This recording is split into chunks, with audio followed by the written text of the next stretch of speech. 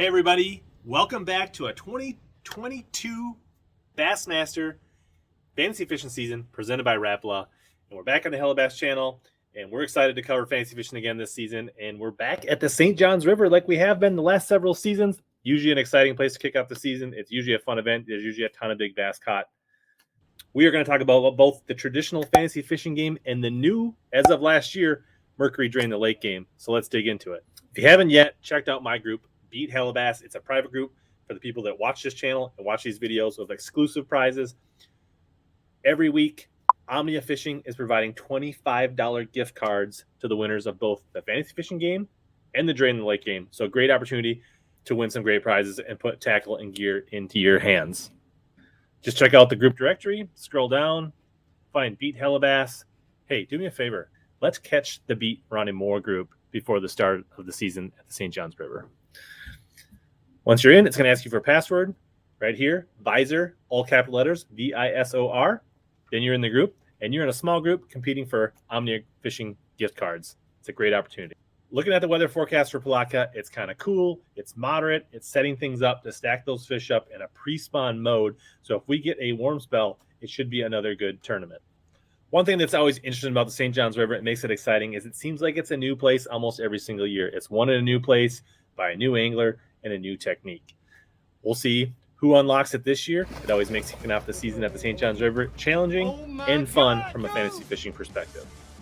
And the one thing that keeps the St. Johns River interesting lately is the lack of grass. For a lot of times, Lake George dominated this event with all its eelgrass, but now eelgrass is super hard to find on the St. Johns River anywhere. So if somebody does find a little bit of grass or something, it might turn out to be a winning area. Let's start with fantasy fishing and jump into bucket E.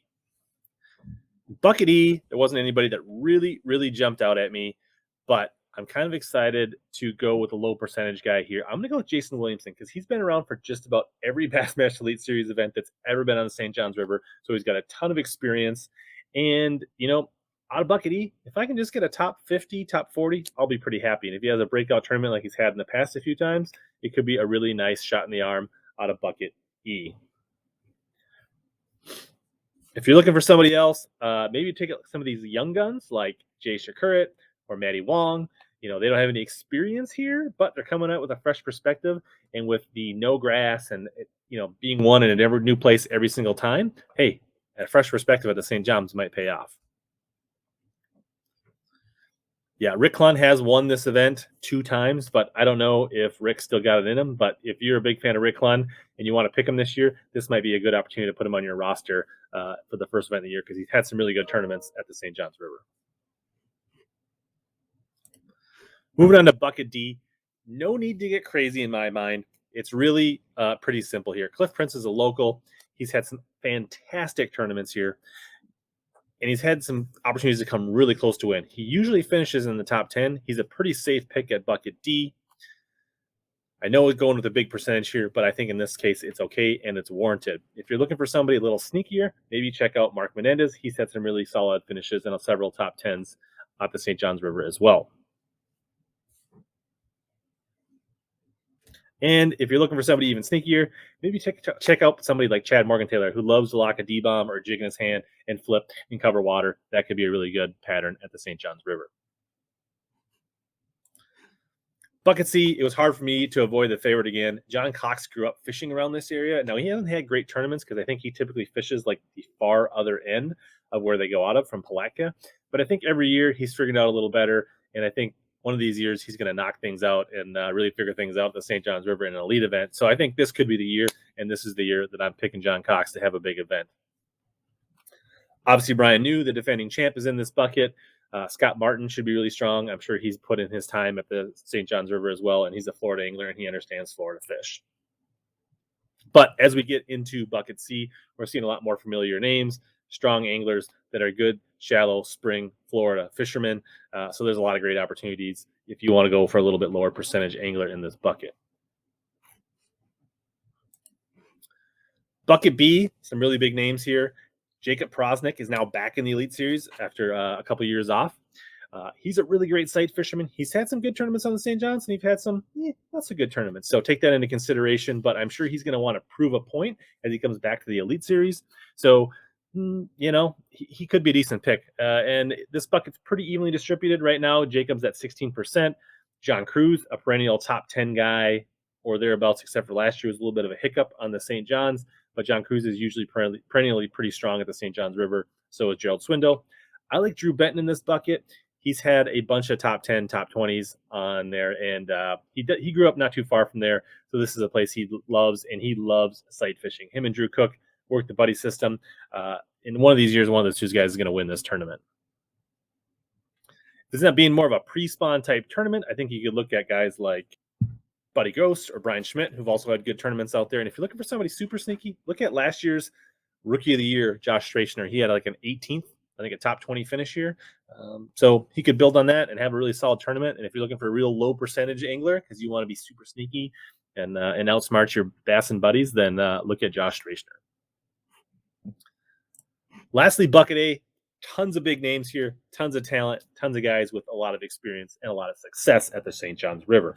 Greg Hackney leads the charge at over 27% percentage owned, and that is well-deserved. I think he has 2 seconds, several top 10s here. I would really wanted to pick him here, but I wanted to find somebody a little sneakier. I looked at Seth Fider, Patrick Walters, both had success here and would be really good picks. But I went really, really, really sneaky. And look at Brandon Lester's. His stats are actually really solid at the St. John's River. And he's a guy that I've kind of been watching for a few seasons and thinking he's going to have a breakout year.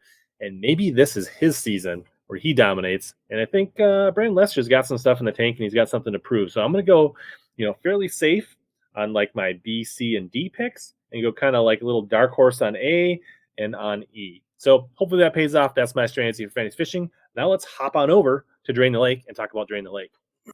Drain Lake is a completely different style game. It's kind of an elimination type style game. You get to pick one angler. You get to pick an angler only one time all season. So it kind of behooves you to kind of plan ahead and think about where you want to pick anglers throughout the season. So 94 anglers on the Elite Series.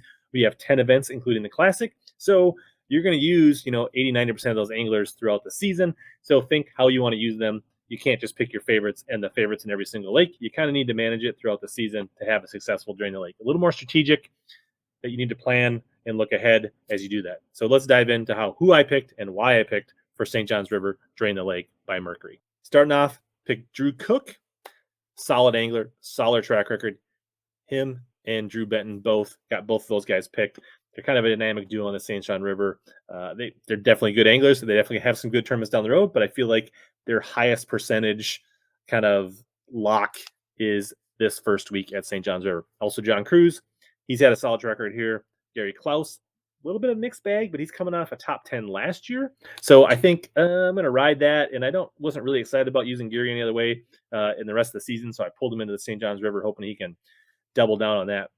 Hackney, picked him because he's got that solid track record on the St. John's River. He's also starts really fast in seasons, but sometimes doesn't finish strong. So last year he was winning the Angler of the Year after a couple events, but then he kind of normalized and regressed to the mean. So I want to capitalize on hopefully Hackney's hot start and his experience on the St. John's River.